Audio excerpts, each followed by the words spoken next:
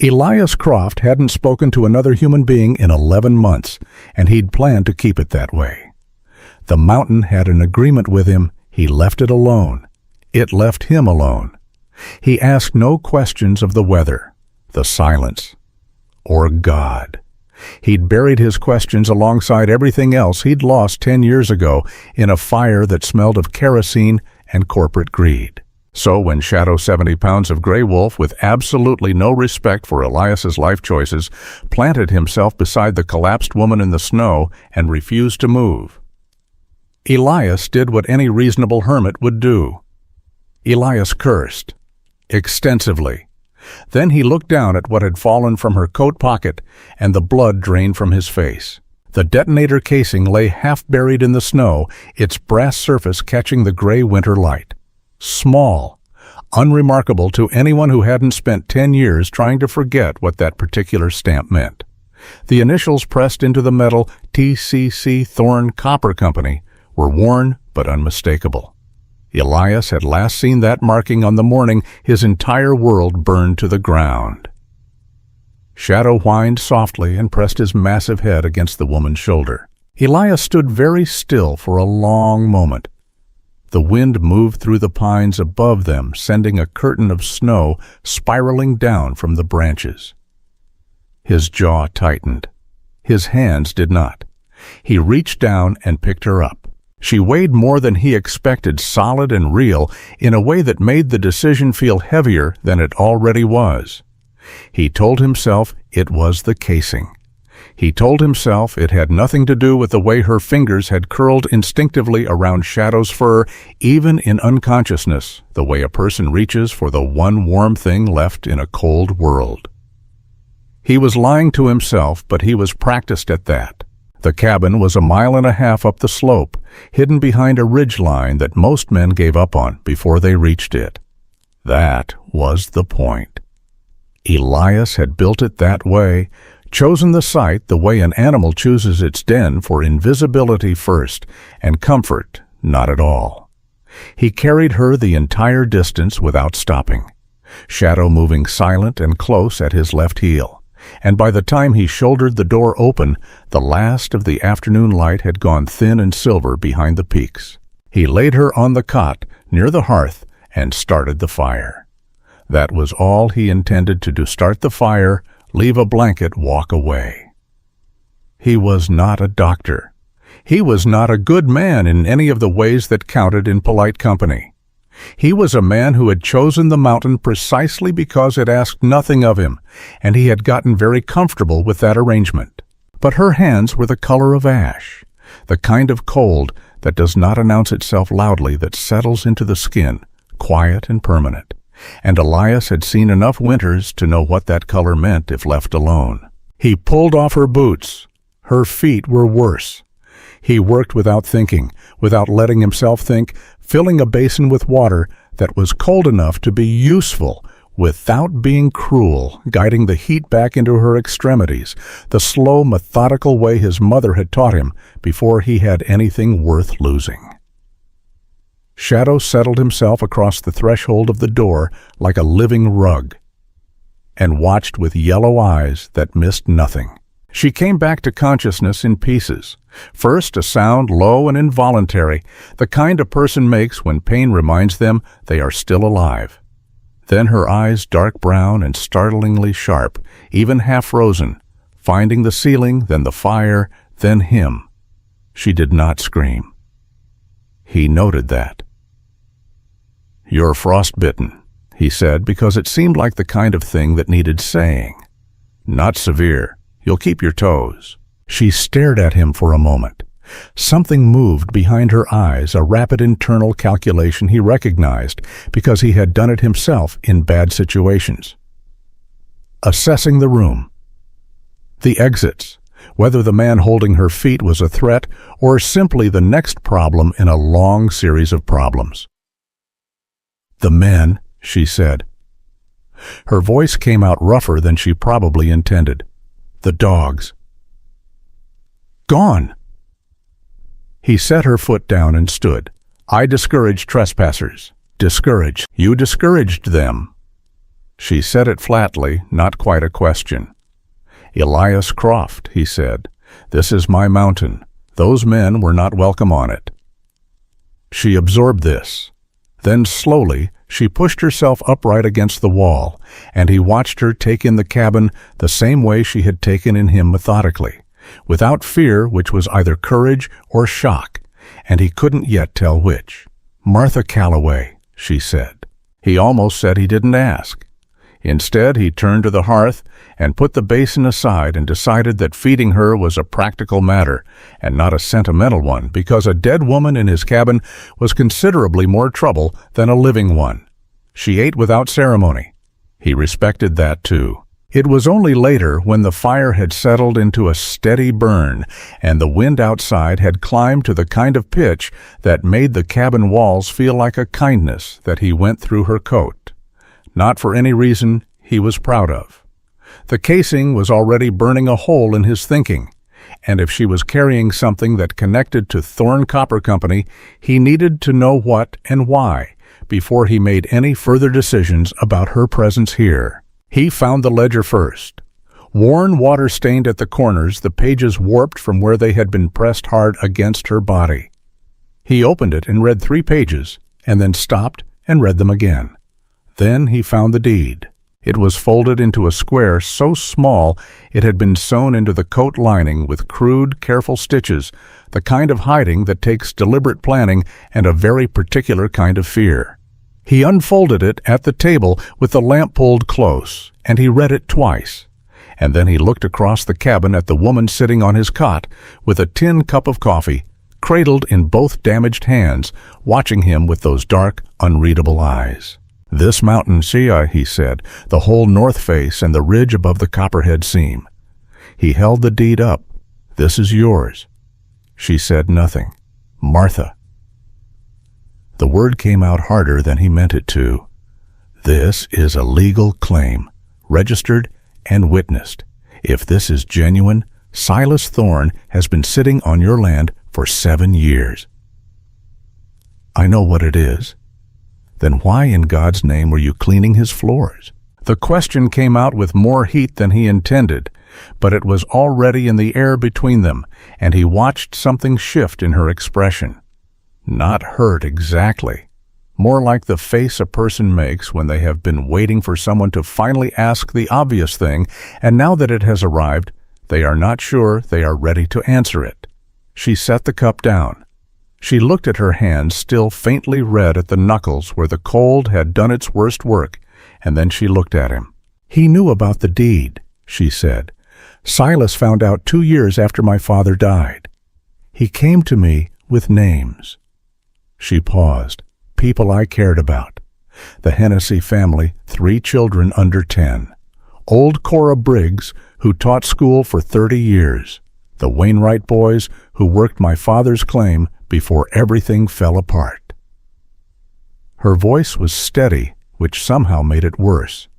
"He said if I ever made a claim, if I ever spoke to a lawyer or a land office or anyone who could help me, he would burn them out. He'd done it before. Everyone in Copperhead Gulch knew he'd done it before." Elias was quiet for a moment.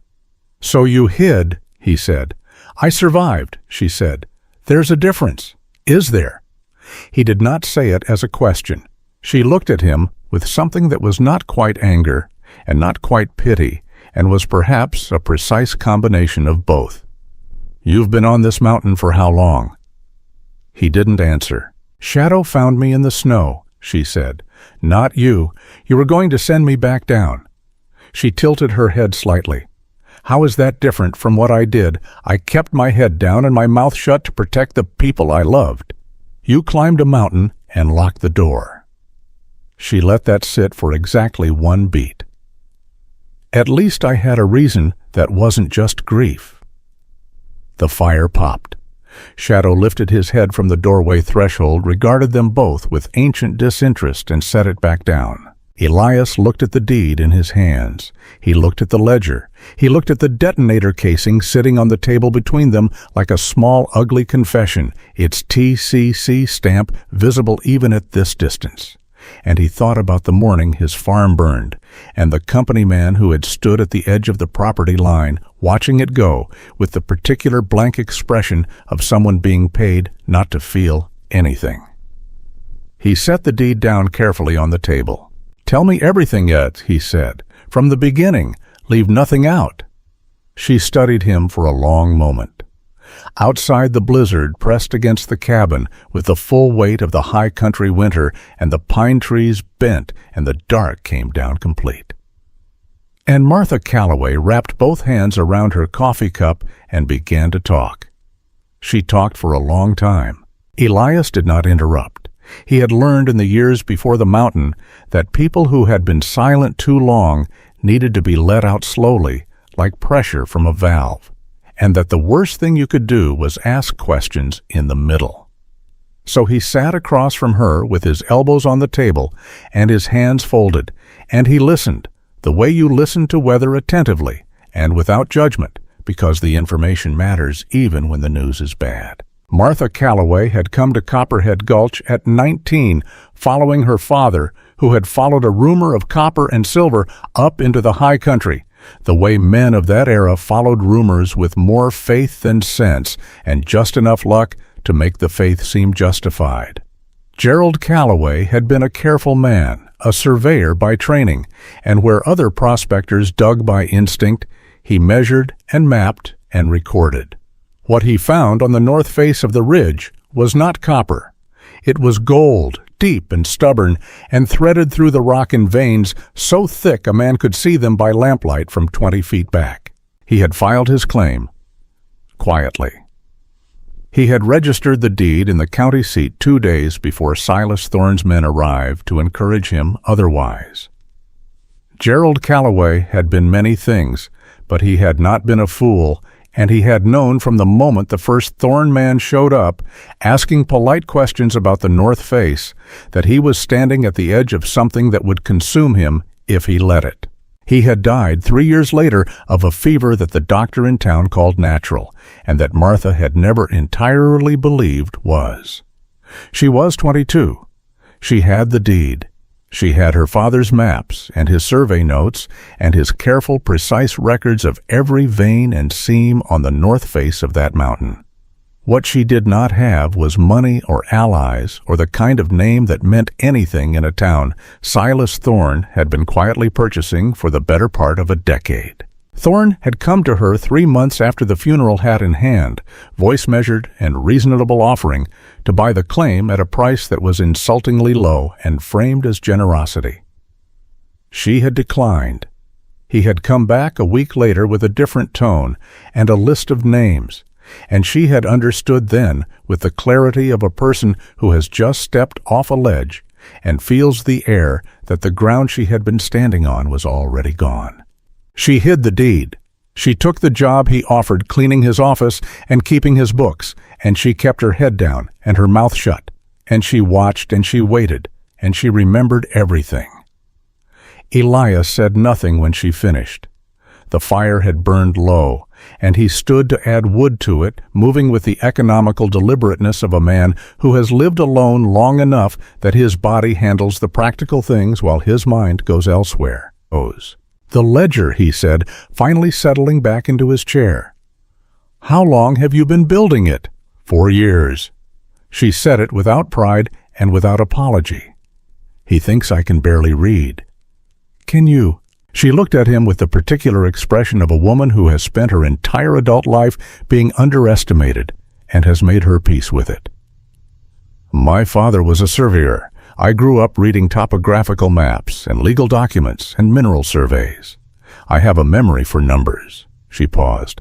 "A very good memory." Elias picked up the ledger and turned to a page near the middle. The figures were meticulous. Dates, names, amounts cross-referenced with a shorthand notation system that was dense but internally consistent. Whoever had compiled this had not done it in a hurry or by accident. This was the work of a patient, methodical mind operating under sustained pressure over a very long time.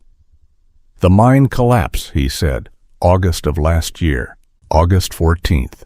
Her voice did not change. 23 men, the Hendersons, both brothers, Mateo Reyes, who had 4 daughters under 8 years old, Pastor Finch's oldest son. She stopped. They had found the main vein 2 weeks before, the one that runs under the North Ridge directly into my father's claim. Silas knew that if they reported what they found, the title dispute would have reopened automatically under territorial law. She looked at the fire. So he closed the shaft. With them in it. Elias set the ledger down. He had heard hard things before. The mountain had a way of stripping the comfortable layers off a person until what remained was only what was actually true. And what was actually true about human beings was frequently terrible. But there was something about hearing it stated that plainly in that quiet, controlled voice by a woman who had carried the knowledge of it alone for the better part of a year, that landed differently than most hard things. "He found you with this today," Elias said. "I was in the wrong drawer." She said it simply. I had seen the casing before in the locked cabinet, but today the cabinet was open, and I was curious, and I was tired of being careful. A pause. 7 years is a long time to be careful. What did he do? He called for his men before I could speak. He said I had stolen from him, that I had murdered Deputy Carver, who was very much alive and standing in the doorway looking confused. She touched the side of her face absently, and Elias noticed for the first time the faint bruising along her cheekbone, that the firelight had softened into shadow. He said it loud enough for the street to hear. In Copperhead Gulch, Silas Thorne's voice is the only law that matters. By the time I reached the back door, there were already men with dogs. Elias thought about the trackers he had turned back in the timber. 4 men, well-armed, moving with the focused efficiency of people who expected to find what they were looking for. He thought about the hounds working the scent in the snow, the way they had been pushing her east along the tree line toward the open ridgeline, where the wind would have stripped the warmth from her in under an hour. She would have been dead before morning, not violently, just quietly, the way the mountain takes people who are not prepared for it without drama or announcement. When Shadow found you, he said, you were about a quarter mile below the East Ridge line. I couldn't feel my feet anymore. She said it without self-pity as a fact. I knew I was in trouble. I sat down because I thought if I rested for a moment, I could think more clearly.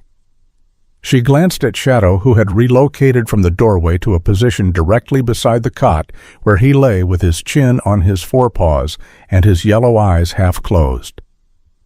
I don't remember him finding me. I remember thinking the snow was warmer than I expected. That's hypothermia. I know what it is. He almost smiled. He didn't, but it was closer than anything had come in a long while. The storm outside had not lessened. If anything, it had deepened the kind of sustained mountain blizzard that did not think in hours, but in days, that rearranged the landscape and erased the trails and made the world above 8,000 feet a white, featureless argument against human presence. No one was moving on this mountain tonight. Not Thorne's men, not the dogs, not anyone. That meant he had time. A day, maybe 2, before the weather broke and the calculation changed. Elias got up and went to the window, though there was nothing to see through it but darkness and moving snow. He stood there with his arms crossed and thought about the detonator casing, which was still on the table behind him, and about what it connected to, and about the fact that the woman sitting on his cot was either the most dangerous thing that had walked into his life in 10 years or the most important one, and he genuinely could not decide which. The TCC stamp. Thorne Copper Company, the same company whose land agent had shown up at the Croft farm in the spring of 1873 with a purchase offer and a deadline, and when neither had produced the desired result, had apparently decided that fire was a more efficient negotiating tool. Elias had been in town that day, which was the only reason he was alive to be angry about it. He had come back to find the farmhouse gone, the barn gone, his wife's kitchen garden trampled to mud by horses, and a company man standing at the fence line, telling him it had been an accident that these things happened, that perhaps Mr. Croft would like to reconsider the original offer now that circumstances had changed. He had hit the man hard enough to break 3 fingers on his right hand, which had healed crooked and still ached in cold weather. Then he had come up the mountain, and he had not come back down. He turned from the window. Martha was watching him with those dark, steady eyes, and he understood that she had been watching him, reading the shift of whatever showed on his face, filing it away with the same precise automatic attention she had given to 4 years of ledger entries.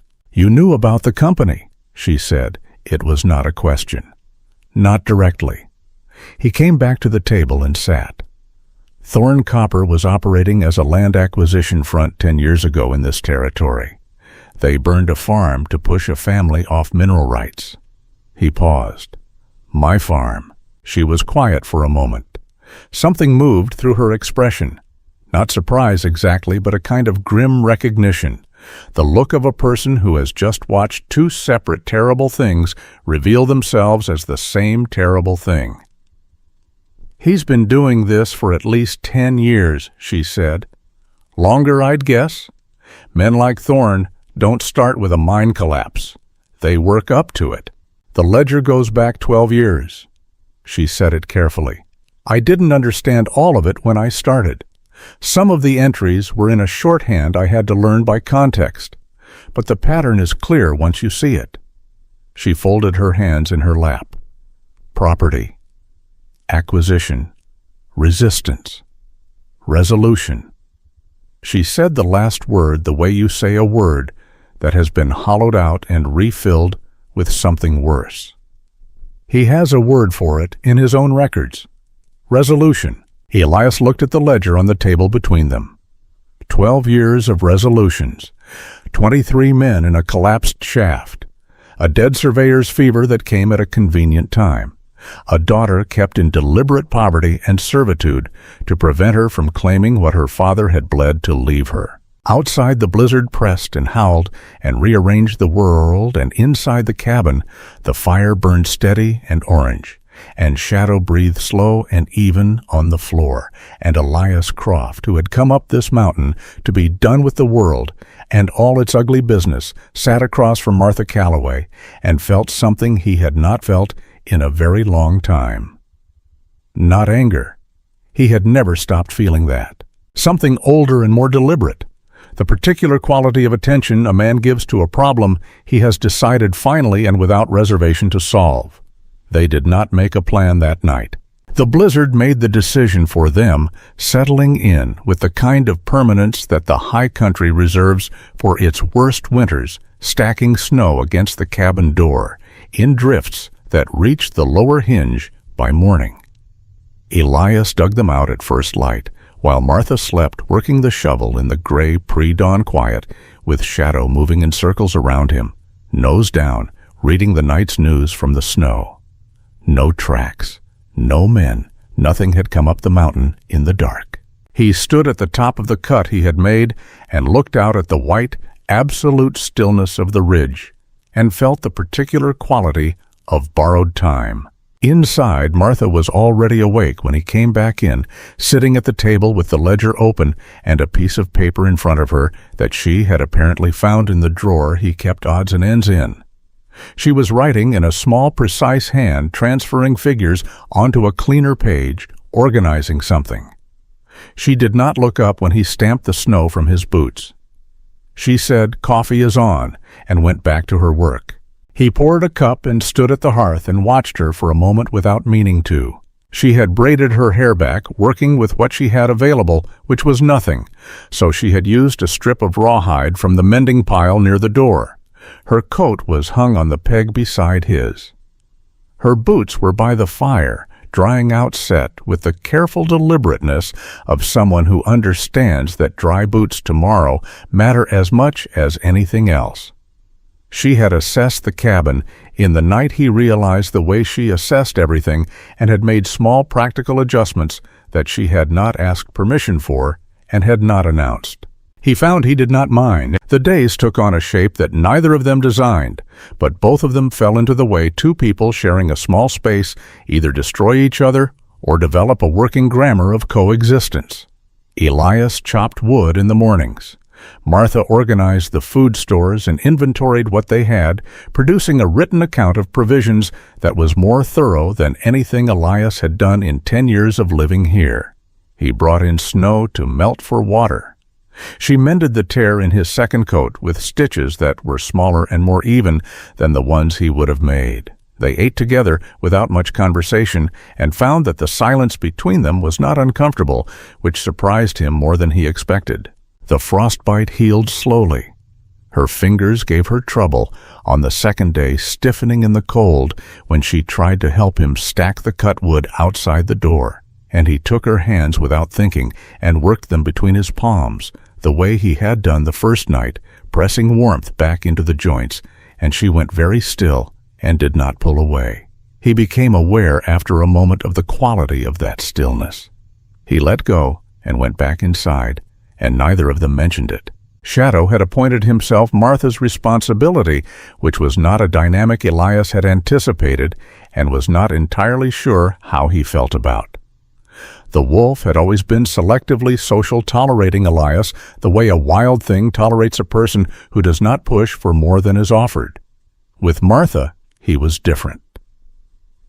He followed her from the table to the hearth and back, settling at her feet, while she worked, pressing his broad gray head into her lap with an uncomplicated directness that Elias recognized from a considerable distance as trust. "He doesn't do that," Elias said on the third morning, watching Shadow accept a piece of dried meat from Martha's fingers with the delicate precision of a much smaller animal. "He does now," she said. On the fourth day, the snow relented enough to allow movement, not travel, but the kind of pale, hushed stillness that follows a storm's first breath. Elias took Martha outside to show her the terrain, not for any sentimental reason, because if Thorne's men came up the mountain, she needed to understand the ground they were standing on, and understanding the ground he was learning was something Martha Calloway did better than almost anyone he had encountered. He pointed out the natural features, the ridgeline above the cabin that created a blind approach from the east, the ravine to the north that looked passable but turned treacherous at the far end, the stand of old-growth pine to the west that Shadow used as a perimeter marker. Martha listened with total attention, and then she did something he did not expect. She asked him to wait, went back inside, and came out with her sheet of paper and a stub of pencil, and she said, "Show me again, from the beginning." He showed her again. She drew as he talked, not artistically, but precisely, marking distances with an accuracy that made him stop twice and stare at the page. "How are you doing that?" he asked. "My father taught me to pace distances and estimate elevations by sight. I mapped this mountain with him when I was 12. She did not look up from the paper. "I know this terrain better than you do." He thought about arguing that and decided against it. What emerged over the following hour was not a rough sketch, but a working tactical map. The cabin at its center, the approach routes marked and annotated, the natural choke points identified with a clarity that a military man would have recognized. She noted the places where the snow would be deepest and movement slowest. She marked the tree line where the wind came off the ridge and created a perpetual whiteout condition that would blind anyone unfamiliar with the area. She found from memory 3 locations where the terrain itself could be used to funnel and redirect a group of men without requiring them to be engaged directly. "Here," she said, pointing to the ravine, "if men are coming from the south, they will follow the tree line because it gives them cover. But the tree line ends here," she tapped the paper, "and the ground drops 6 feet into a drainage ditch that's currently invisible under the snow. Anyone moving fast won't see it until they're in it." Elias looked at the map. He looked at her. "You knew about that ditch." "I fell in it when I was 13. A pause. "My father thought it was very funny." It was the first time she had mentioned her father with anything other than grief underneath the words. It was small and quick, and she moved past it, immediately returning to the map, but Elias caught it and held on to it, the way you hold on to something fragile. They went back inside, and he made coffee, and she spread the map on the table, and they sat across from each other with the ledger and the deed and the detonator casing arranged between them like the components of a problem waiting to be solved, which was exactly what they were. "The blasting caps," Elias said. "How many did you take?" "4 caps and the casing. The casing is the specialized component. Without it, the caps are functional but limited in range and precision." She turned the brass casing over in her fingers. "Silas uses these for controlled detonations in the mine. The custom modification allows directional triggering. You can determine which way the force travels." She set it down. "My father's survey notes describe 3 natural fault lines in the upper caverns that run directly under the main tunnel complex.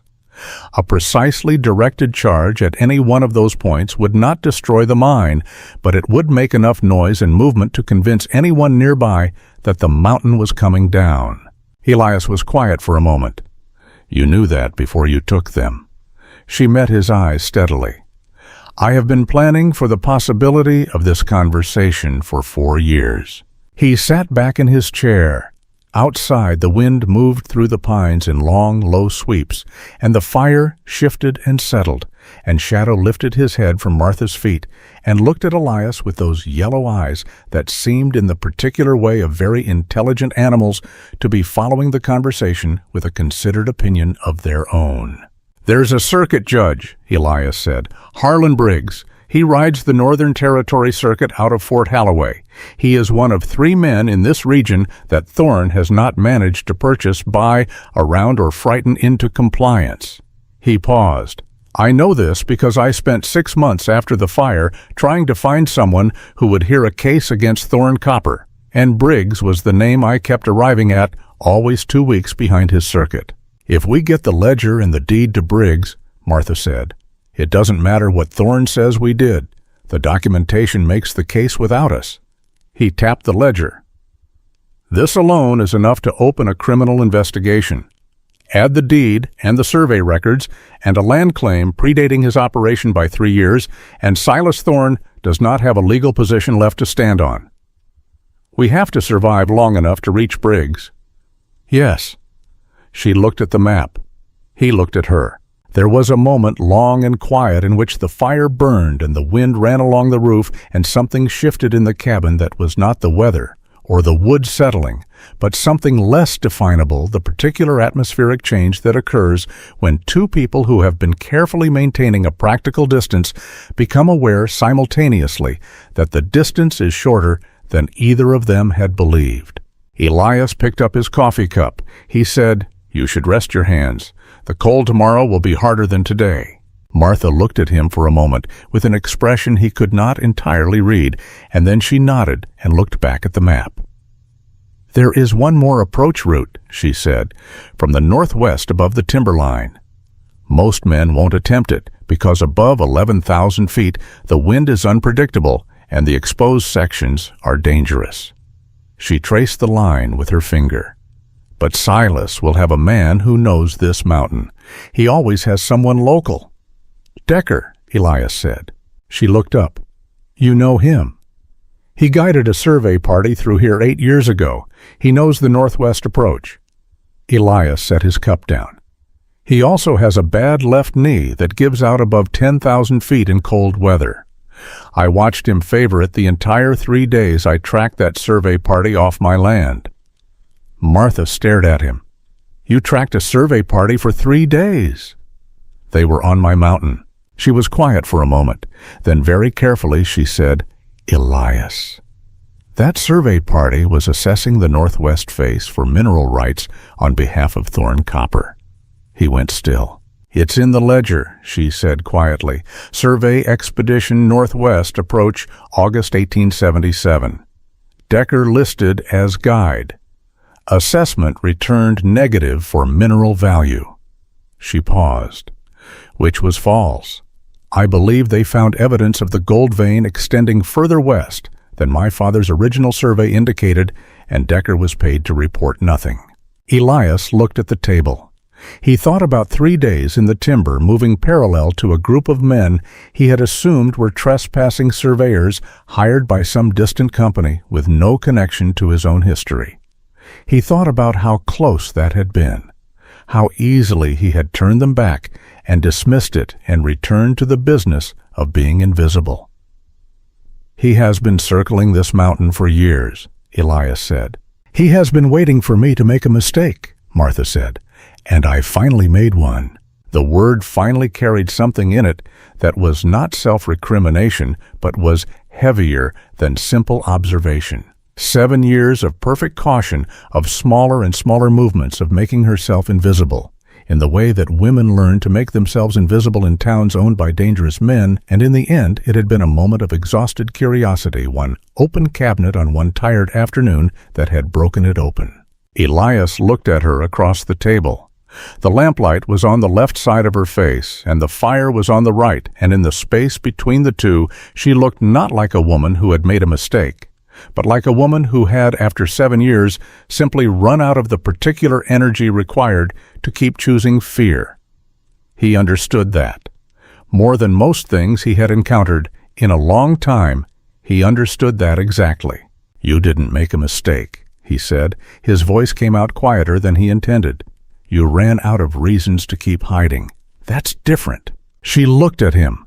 Something in her expression moved, not dramatically, not the way these things happen in stories, but the way they happen in real life. A small and almost imperceptible softening around the eyes, the particular look of a person who has been handed an accurate description of themselves by someone they did not expect to be paying that quality of attention. She looked back at the map. "Then we should stop hiding," she said. He picked up his coffee. Outside, the blizzard that had sheltered them was beginning very slowly to exhaust itself, and the wind that came off the ridge in the last hours before midnight carried the particular quality of a storm letting go, and the pines stood in the dark holding their weight of snow, and in the cabin the fire burned low and steady, and Martha Calloway's map lay open on the table between them like a door they had both already decided to walk through. The storm broke on the 6th day, not gently. The high country does not do anything gently, and what passed for clearing at this elevation was still a wind that cut through wool and a sky the color of old pewter, and a cold so dry it cracked the skin at the corners of your mouth if you breathed too deeply. But the snow had stopped, and the visibility had opened from 10 feet to 100, and Elias stood outside the cabin door at first light, and looked down the slope and saw at the far edge of the tree line, where the mountain flattened into the approach ridge, the small dark shapes of men moving. He counted 7, then an 8th hanging back near the trees, then the dogs, 4 of them, casting back and forth across the snow in the particular frantic pattern of animals that have found a cold trail and are working to warm it up. He went inside without hurrying. Martha was at the table with the map. She read his face before he said a word, and began rolling the map carefully, tucking it inside the oilskin wrap she had made 2 days ago from a piece of tarp, along with the ledger and the deed and the detonator casing. Her hands were steady. He had noticed this about her, that her hands were always steadiest when things were worst, as if her body understood that the time for trembling was afterward, if there was an afterward. 8 men, he said. 4 dogs. They are at the lower tree line, maybe 40 minutes at their pace. The snow is deep on the south approach, and they are not moving fast. Decker is with them. It was not a question. He nodded anyway. "Then they will not come straight up," she said. "Decker knows the south face is exposed. He will push them east along the tree line to the elk trail and come up through the timber where there is cover." She was already moving, pulling on her coat, working the buttons with the focused efficiency of someone running a checklist in their head. That adds 20 minutes, but it brings them to the cabin from the northeast, where the ground is level and they can approach without silhouetting themselves against the ridge. Elias was already at the wall where his rifle hung. He checked it with the automatic thoroughness of long habit, working the action, checking the load, his hands moving through the familiar sequence, while his mind was elsewhere. The drainage ditch. They will not see it until the lead man is in it if they are moving through the timber at speed. She tied the oilskin pack closed and slung it across her body. That slows them and separates the front from the back. The men behind will stop when the men in front go down, which gives you the high ground on the ridge above the northeast corner for at least 30 seconds before they reorganize. 30 seconds is enough. It needs to be. Shadow was at the door, standing with the focused stillness of an animal that has already made its assessment of the situation and is waiting for the humans to catch up. His ears were forward. His tail was low and straight, not tucked, just controlled the posture of a predator at work rather than an animal afraid. Elias looked at Martha. She had the oilskin pack across her chest and her chin up and her dark eyes clear, and she looked so entirely unlike the half-frozen woman he had carried up this mountain 6 days ago that for a moment the distance between those two images was almost dizzying. "The upper caverns," he said. "If things go wrong below, you do not wait for me. You take Shadow and you go up through the north passage. You know the route." "I know the route. Martha." She looked at him. "If things go wrong," he said again more carefully, "you do not come back for me." She held his gaze for a moment with an expression that was not agreement and was not argument, but was something in between that he recognized as the particular response of a person who has heard a reasonable instruction and has already decided privately what they will actually do. He had worn that expression himself. He knew exactly what it meant. He let it go. They moved out into the white morning and split apart, Elias angling northeast along the ridge toward the high ground. Martha dropping south toward the tree line with Shadow fluid and silent at her side. The cold pressed in from all directions. The sky was the color of iron. Somewhere below the tree line, a dog gave a short, sharp bark and then went quiet, and Elias felt the particular tightening in his chest that was not quite fear and not quite the absence of it, but something in the space between the feeling of a man who has stopped pretending he has nothing left to lose. He reached the ridge above the northeast corner in 15 minutes and went flat against the rock and looked down. They had done exactly what Martha predicted. 8 men strung out along the elk trail in single file, Decker at the front with his distinctive rolling gait, favoring the left knee even now. Even in the cold, even with whatever pride or stubbornness was driving him to push through it. Behind him came 4 men. Elias did not recognize the hired kind, the sort that Silas Thorne would have brought up from the valley, men who worked for money and not conviction, and who would do what they were told as long as the telling came with sufficient payment. Behind them, the Sheriff Harlow Cade, a man Elias had seen once in town years ago, and had assessed immediately as the variety of law enforcement that has confused authority with ownership. And at the back, moving with the particular deliberate separation of a man who intends to be nowhere near the front when things become unpleasant, Silas Thorne himself. Elias had never seen him in person.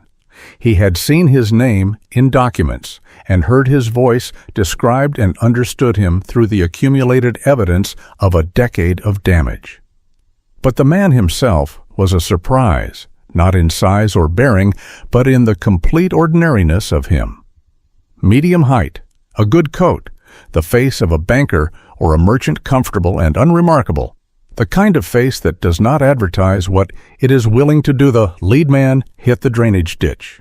He went in hard, one leg breaking through the snow crust and dropping into the 3-foot drop below, and the sound he made was neither dignified nor quiet, and the man behind him pulled up short, and the man behind that one walked into his back, and the neat single file accordion compressed into a cluster of confusion, exactly as Martha had predicted, exactly as the map had shown at the precise point on the northeast approach where the high ground above them was clearest and most exposed. Elias fired once into the air. The sound of a rifle shot at elevation in cold air with the ridge face to bounce it is a different thing than a shot in the open. It arrives from multiple directions simultaneously, and it is very loud, and the men below him froze with the absolute completeness of people who have just been reminded that they are in someone else's territory. "That is a warning," Elias called down. His voice carried easily in the cold air. "The next one is not." A long silence. The dog handler was struggling with his animals, 2 of the hounds pulling hard toward the ridge, the other 2 spinning in confused circles around his legs. Then Silas Thorne's voice, calm and almost pleasant, came up from the back of the group. "Mr. Croft, I have heard of you. I wonder if you understand what you are protecting." "I understand what I am standing on," Elias said. "This is private land. You are trespassing." "That is a matter of some legal dispute," Thorne said. The pleasantness did not waver. It was the voice of a man who has had a great many conversations from positions of power and has learned that calm is more frightening than anger. "The woman with you is a fugitive, a thief and a murderer by the account of the sheriff standing beside me. I am simply assisting in her lawful apprehension." "Deputy Carver is alive," Elias said. A brief pause. "That is not the point." "It is exactly the point." He heard movement below, not the men advancing, but a shifting, a repositioning, and he moved along the ridge in the opposite direction. By instinct staying low, keeping the rock between himself and the most likely angle. The hired men were spreading out. Slowly, without being obvious about it, they were expanding the cluster into a line, and the line was beginning to angle up the slope on both sides of the main approach, which meant they were working a flanking move that Decker had almost certainly designed. Martha had marked this possibility on the map. She had labeled it the second contingency and had described in precise terms what to do about it. He needed to find her. He pulled back from the ridge and moved fast along the high ground toward the north, staying below the crest, using the rock and the deep snow shadow for cover. Shadow appeared at his left side from nowhere, materializing out of the tree shadow with the silence that still, after 3 years, managed to startle him, and Elias took this as confirmation that Martha was not far. He found her at the North Passage entrance, a narrow cut in the rock face that dropped down into the upper cavern system, barely wide enough for a person to squeeze through sideways. She was kneeling in the snow with the oilskin pack open in front of her and the 4 blasting caps laid out with the focused, unhurried attention of a woman threading a needle. "They are flanking," he said, dropping to a crouch beside her. "I know. I watched from the rock above the passage." She did not look up. "Decker is taking 2 men up the east side. They will reach the cabin in approximately 8 minutes, and when they find it empty, they will know we are above them, which changes their approach angle entirely. We need to move." 2 more minutes. Her hands were steady over the caps. She was attaching the casing with the small, precise movements of someone who has studied exactly this procedure for exactly this purpose. The fault line runs directly under the main approach trail, 12 feet below the surface. A directed charge from the North Passage entrance will not break the surface, but it will shake it hard enough to feel hard enough to sound like something significantly worse than it is. He watched her work. He thought about what she had said 4 days ago, sitting at the table with the map and the coffee that she had been planning for the possibility of this conversation for 4 years. He understood now what 4 years of planning looked like. It looked like this: steady hands, correct materials. A memory that had retained without error the position of 3 fault lines in a mountain she had last surveyed with her father 20 years ago. "Martha," he said quietly. "Almost." "When this is over," he said, and then stopped because the sentence had more attached to it than he had intended, and this was not the moment for that conversation, and he was not in general a man who was good at that conversation under any conditions. She looked up at him. Her eyes found his and held there for a moment in the pale winter light, and she said simply, "I know." Then she looked back at the caps. "Hand me the casing." He handed it to her. Below them, a shout from the direction of the cabin. Decker's men finding it empty, the sound carrying up through the cold air with a clarity that meant the mountain was listening. Then Thorn's voice, no longer pleasant, giving orders in the clipped, precise tone of a man who has decided that subtlety has run its course.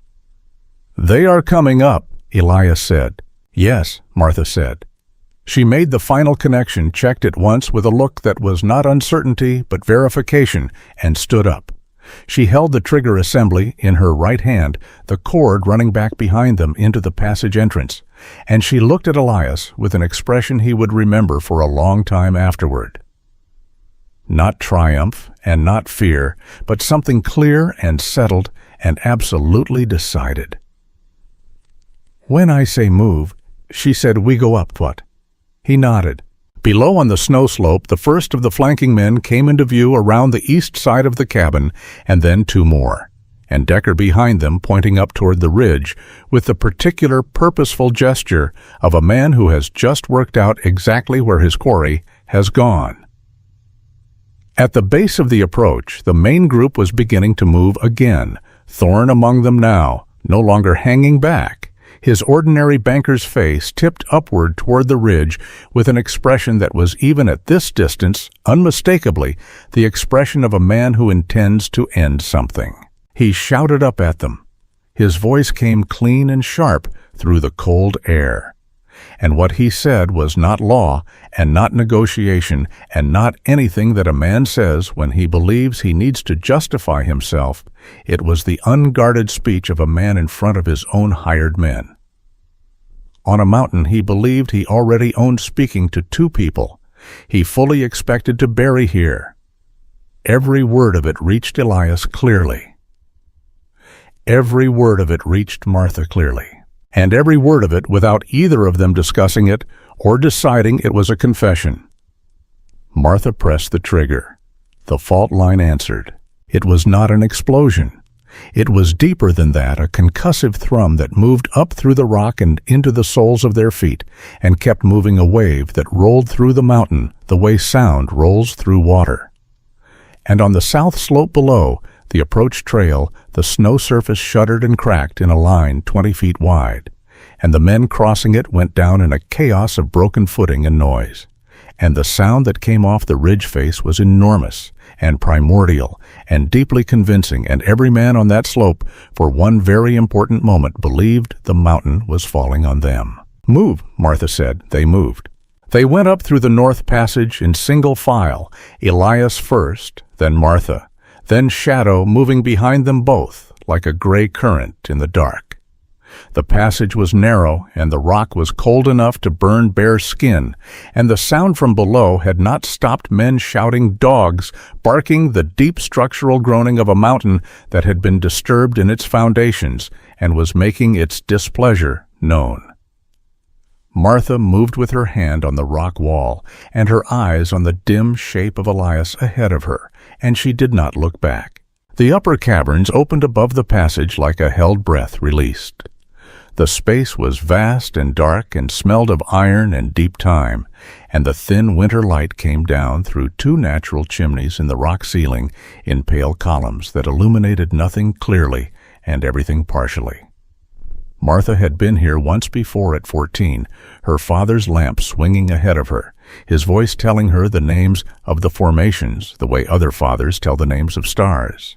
She had filed every detail with the same automatic precision she filed everything, not knowing then what she was storing it for. She knew now. "The east chimney," she said, her voice low and even in the dark. "It opens above the upper ridgeline above the timber line. If we go up and out, we are above them and behind them, and they will not expect movement from that direction. The climb is exposed," Elias said. "The climb is 40 feet of good handholds on a known route. I have done it. At 14 in summer, the principle is the same."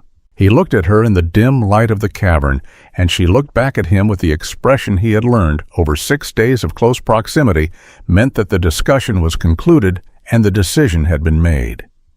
He turned toward the east chimney without further comment. Below them the mountain was not quiet. The charge Martha had set had done its intended work on the approach trail, but Silas Thorne was not a man who was stopped by noise and disrupted footing. They could hear the reorganization happening, voices coming together below the passage entrance, the specific cadence of men being reassigned and redirected. Decker's voice among them, the flat, competent tone of a professional giving new instructions. Elias reached the base of the chimney and looked up. 40 feet of vertical rock, ice filmed in places, the winter light a gray suggestion at the top. He went first without discussion, finding the holds by feel and by the knowledge of stone that a man acquires from 10 years of living against it. Shadow watched from below with his ears forward, and then with a pragmatism that Elias found briefly astounding, began moving along the cavern wall toward a secondary passage that apparently connected to the surface by a route more suitable to four-legged navigation. Martha climbed well. He had expected her to be cautious, and she was not cautious. She was careful, which is a different thing entirely. Cautious is hesitation. Careful is precision.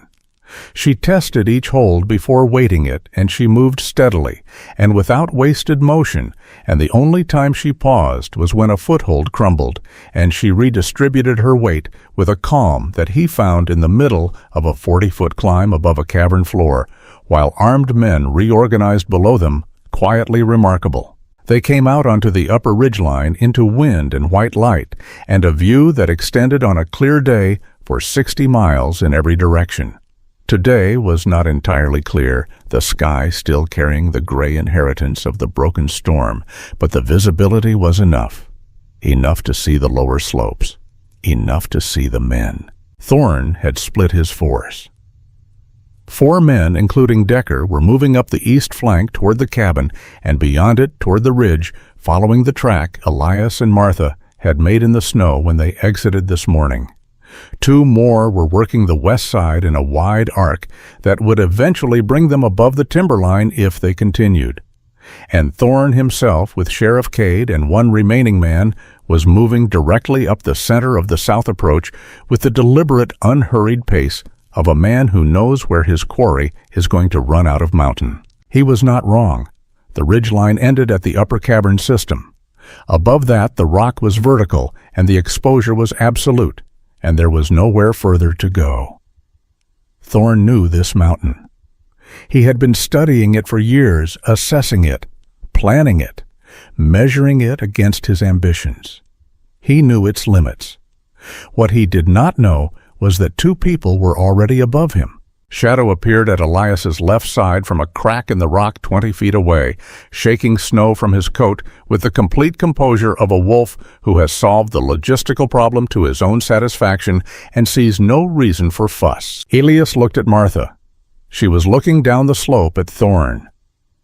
Her dark eyes moving over the terrain, over the positions of the men, over the routes, and the distances with the same quality of attention she had given to the ledger and the map and the blasting caps. Computing. Assembling. The photographic memory working over the landscape the way it had worked over his cabin's food stores and his terrain descriptions and her father's survey records. The West men will reach the upper ridgeline in approximately 20 minutes if they maintain their pace, she said. Decker's group will find the chimney exit point in the snow and know where we went in about 10. She paused. Thorne will reach the cavern entrance in 8. So we have 8 minutes to end this, Elias said. We have 8 minutes to position ourselves so that ending it is possible. She moved along the ridgeline heading south, staying below the crest using the rock to break her silhouette. Elias followed. Shadow moved between them, low and fluid, the wind pulling at his coat. Below Thorne and Cade and the 3rd man were 150 feet down the slope, moving steadily, and Thorne had his face tipped upward with the particular focused attention of a hunter who is very close. Martha stopped at a point on the ridgeline directly above and slightly east of the cavern entrance. She knelt in the snow and opened the oilskin pack, and Elias felt his pulse tighten because he had assumed the blasting caps were spent, all 4 of them in the single charge. But she drew out the last remaining cap, and he understood that she had held one back, had planned for exactly this contingency, had 4 days ago at the kitchen table, while he thought she was simply reviewing the ledger, made a decision about what the last cap was for. "The ice shelf," she said, pointing.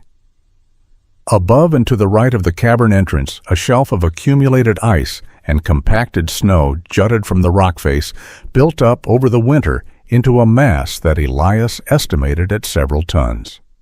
It hung over nothing useful in ordinary circumstances. In current circumstances, it hung directly over the only approach route to the upper cavern entrance, the route Thorn was on.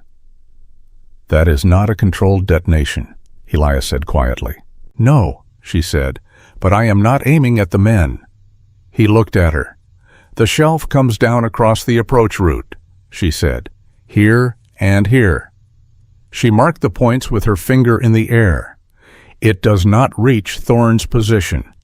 It falls between him and his men below, and between him and the cavern entrance. It cuts him off. He is alone on the slope, with no retreat and no support and no cover, and he is looking up at us." She met Elias's eyes.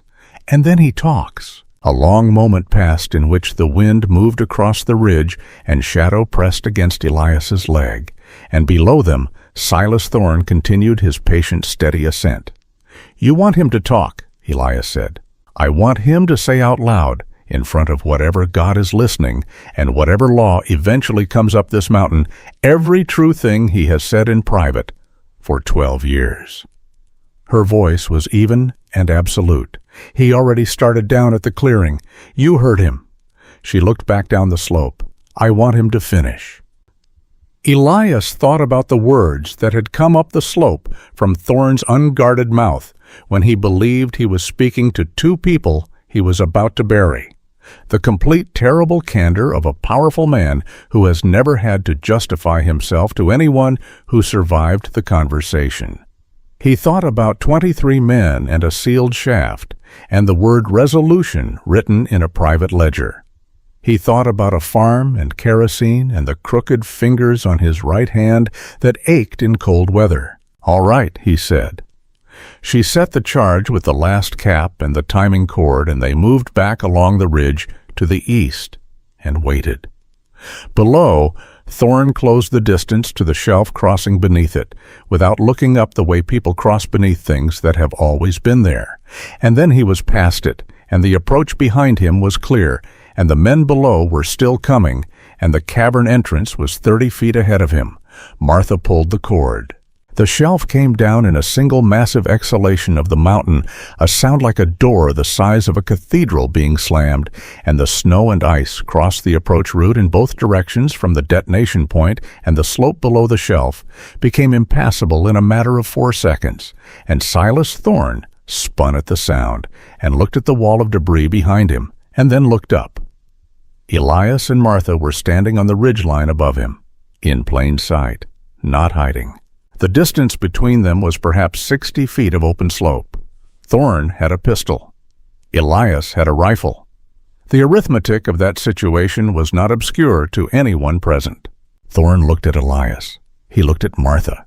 He looked at the wall of debris behind him and the exposed slope to his left and right, and the gray sky above, and the 2 people standing on the ridge with a wolf between them, and the calculation that moved through his ordinary banker's face was visible and thorough, and arrived after a moment at an answer he did not like. "It does not matter," he said. His voice was still controlled. Remarkable, Elias thought, the control of the man. "Whatever you think you have, Miss Calloway, whatever documents, a circuit judge will take 3 months to reach this territory. I will have resolved this situation long before then." "Deputy Carver is alive," Martha said. "You know that, and I know that. The murder charge dissolves the moment he speaks." She held up the oilskin pack. "The ledger has 12 years of your resolutions in your own hand. The deed predates your operation by 3 years and is registered in the county seat. The detonator casing from the copperhead shaft collapse matches the custom specification you ordered in August of last year, which is also in the ledger." She paused. "And everything you said at the clearing this morning, Mr. Thorn, every single word." A silence. "You are alone on this slope," she said. "Your men cannot reach you. The sheriff behind the debris wall is going to have to decide shortly whether he wants to be the last man standing between Silas Thorne and a federal investigation, and I do not believe Harlow Cade is that committed to your interests." She let that settle. "You have no move remaining that does not make your situation worse. So I am going to ask you one time to set the pistol down." Thorne looked at her for a long moment. The wind moved across the ridge. Shadow stood very still between Elias and Martha, yellow eyes fixed on the man below with an attention that was not aggressive, but was absolute, the gaze of an animal that has decided and is simply waiting. Something happened in Thorne's face. Not surrender exactly, more like the moment a structure fails. Not dramatically, but quietly, the internal giving way of something that has been holding too much weight for too long. He looked at Martha Calloway, who had cleaned his floors for 7 years, with her head down and her mouth shut, and her father's deed sewn into her coat lining, and he looked at her, standing on the ridgeline of her own mountain in the January cold, with the evidence of 12 years of his crimes strapped across her chest, and whatever he saw in her face completed the calculation. He set the pistol in the snow. Elias was down the slope before Thorne could rethink it, moving fast and sure on terrain he knew in his sleep, and he had the man's hand secured with the length of rope from his coat pocket, and had retrieved the pistol and stepped back before Thorne's composure had fully reassembled itself. Below the debris wall, voices. Decker calling out. Sheriff Cade's voice responding, and the particular quality of that response confirmed what Martha had predicted. Cade had made his calculation, and the calculation had not come down in Thorne's favor. It took the rest of the morning to come down off the mountain. Decker's men did not fight. The hired kind rarely do, when the man doing the hiring is in restraints, and the evidence against him is being described in specific and unambiguous terms by a woman with a photographic memory and 12 years of documentation in an oilskin pack. 2 of them actually helped move Thorne down through the debris field, which Elias found grimly practical and Martha found unsurprising. Sheriff Cade met them at the base of the slope with the expression of a man who has very recently revised his understanding of how the next several years of his life are going to proceed. He took custody of Thorne with a thoroughness that suggested he had already begun constructing his own account of events, one in which his role was considerably more cooperative than it had actually been. Elias let this go. Martha let this go. The ledger said what the ledger said, and what the ledger said about Sheriff Harlow Cade was sufficient to ensure his cooperation for the foreseeable future without requiring anyone to say so out loud.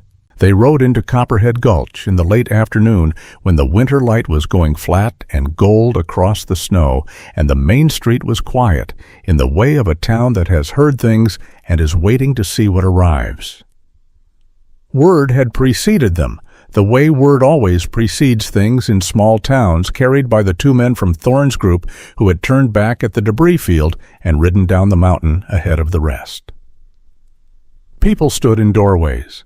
They stood at the windows of the dry goods store and the boarding house and the small white building that had been the church before Thorne bought the minister and the minister left, and no one had replaced him. Martha rode with the oilskin pack across her saddle and her back straight and her face forward. Elias rode beside her. Shadow moved along the left side of her horse with his tail high, reading the town, the same way he read the mountain, with total attention and without judgment. In front of the mine office, the remaining deputies had assembled with the uncertain posture of men whose commanding authority has been removed without being formally replaced. Martha dismounted. She walked up the steps of the mine office, which was her father's office, which was her office, and she turned to face the street. She spoke for 15 minutes. She had the voice for it, steady and carrying the voice of a woman who had spent 7 years learning to make herself small, and had discovered somewhere on the upper ridgeline of a January mountain that she was finished with that. She described the deed and its provenance. She described the ledger. She described 23 men and a sealed shaft, and the word resolution. She described the detonator casing and its specification and the survey reports that preceded the collapse by 2 weeks. She did not raise her voice. She did not have to. When she finished, the street was very quiet. Old Cora Briggs, who had taught school for 30 years and whose name was on a list in a ruthless man's private ledger, pushed through the front of the small crowd and climbed the steps and took Martha's hand in both of hers and did not say anything, because there was nothing to say that the silence did not already contain. Elias stood at the foot of the steps and watched. He was aware that he was standing in the middle of a town which was more people in one place than he had voluntarily been near in a decade, and that the people were looking at him with the uncertain assessment that strangers give to large weathered men who have arrived from a mountain with a wolf and a rifle, and an air of someone who has resolved a problem. He was aware that he should feel the way he normally felt in towns, which was the pressing need to be elsewhere. He did not feel that. He felt Martha step down from the porch and come to stand beside him, and he felt Shadow lean briefly against his leg in the way the wolf did when he was registering approval of a situation, and he looked at the town, and the town looked back at him, and he thought with a clarity that surprised him that this was a place that was going to need a considerable amount of work. He turned to Martha. She was looking at him with those dark, reading eyes, and she had the expression of a woman who has just completed something enormous and is standing at the far edge of it, trying to determine what the ground feels like under her feet. "Harlan Briggs rides through Fort Halloway in 6 weeks, Elias said. "We will need the documentation formally witnessed and filed before then." "I know. The mine will need to be assessed by an independent surveyor before it can be legally reopened." "I know that too." "The cabin on the north face needs a new door frame. The left hinge has been pulling out of the wall since November." She looked at him. The ghost of something moved at the corner of her mouth. "Is that a practical observation or an invitation?" He looked at her steadily. "Martha, I have not spoken to another human being in 11 months, and I carried you 1.5 miles up a mountain in a blizzard, and I have spent 6 days at close quarters with a woman who reorganized my food stores and made a better map of my terrain than I have ever made myself, and told me things that were true that I did not want to hear." He paused. "What do you think it is?" She was quiet for a moment. Around them the town moved in its careful, watchful way, and the winter light was going long and amber across the snow, and Shadow sat between them with his chin up and his yellow eyes moving from one face to the other with the settled patience of a wolf who has been waiting for the humans to arrive at the obvious conclusion for quite some time. "I think," Martha said, "that the door frame can wait until spring." "It can wait until spring," he agreed. And that was that. And it was enough, and it was the right kind of enough, the kind that does not need to be larger than it is because it is already exactly the right size. The formal charges against Silas Thorne were filed with Circuit Judge Harlan Briggs 7 weeks later, on a morning in late February, when the first suggestion of a thaw had arrived in the quality of the light, if not yet in the temperature of the air. The documentation was complete, and the witnesses were assembled, and the case that Martha Calloway had been quietly building for 4 years was presented in its entirety in the front room of the Copperhead Gulch Land Office, which had been her father's and was now formally and finally hers. Judge Briggs read the ledger for 2 hours without speaking. When he looked up, his face had the particular expression of a man who has seen difficult things and is not surprised, but is still after everything capable of being appalled. Thorne did not look at Martha during the proceedings. She looked at him steadily for the entire duration, not with hatred and not with triumph, but with the particular clear-eyed attention of a woman who has decided that the person in front of her does not have the power to make her look away. Sheriff Cade cooperated fully. His cooperation was thorough and detailed, and was noted in the record, which was the best outcome anyone who understood the situation had expected from Harlow Cade, and was in the final accounting sufficient. By the time the snow melted off the south face of the mountain in late March, the mine had been sealed, pending the independent survey. The families of the 23 men had been formally notified of the findings, and the small white church on the main street of Copperhead Gulch had a new minister who had arrived from the east with a quiet disposition and a large library, and no apparent connection to anyone's financial interests. Elias fixed the door frame in the first week of April, when the ground was soft enough to reset the anchor post, and the air smelled of pine sap and snow melt, and the particular green-edged cold of a high country spring. Martha held the frame while he worked, and told him twice that he was setting the angle wrong, and was right both times, and he reset the angle without comment, because he had learned over the preceding months that there was no productive response to being told you were doing something wrong by a person who was correct. Shadow spent the morning of the door repair lying in the first patch of actual sunlight, to reach the cabin clearing stretched flat on his side, with his eyes closed and his coat steaming gently in the warmth. He had the appearance of a wolf who had assessed the current state of affairs and found it satisfactory. In the late afternoon, Elias and Martha stood on the porch together and looked down the mountain. The trees were not yet green, but they were preparing to be the buds tight and waiting the whole south-facing slope, holding the pale preliminary color that comes before color.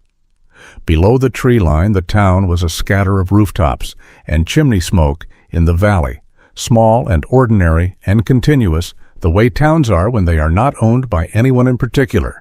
Martha had the deed in her hand. Not for any functional reason. It had been filed and witnessed and was safe in the land office. She had taken it out that morning and had been carrying it the way people carry things that they spent a long time protecting, just to feel the weight of it in open air. Elias looked at the deed, and then at her face, and then at the valley below. "Your father would have liked this morning," he said. She was quiet for a moment. "He would have been insufferable about being right," she said. "He always was when he was right." A pause. "He was right a great deal."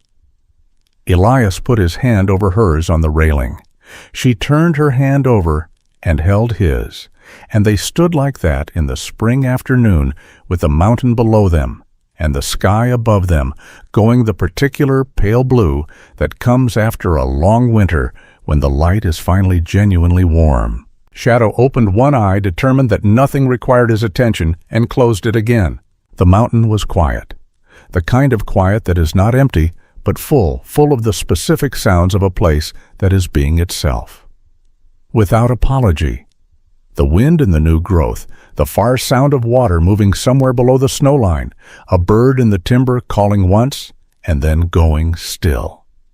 The kind of quiet that two people can stand inside together without filling it, because they have learned through the particular education of shared difficulty that silence between people who trust each other is not absence but presence. They stood there for a long time. The sun moved.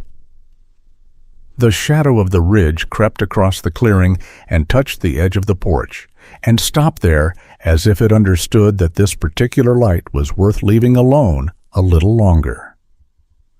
Martha folded the deed and put it in her coat pocket. Elias did not let go of her hand. The mountain held them both as it had held everything that mattered on this slope, with the indifferent and absolute permanence of stone, and the spring came on around them the way springs come. Without asking permission, without announcing itself, simply arriving because the season had decided it was time, and the world, which had been cold and white and dangerous for a very long while, turned its face back toward the light.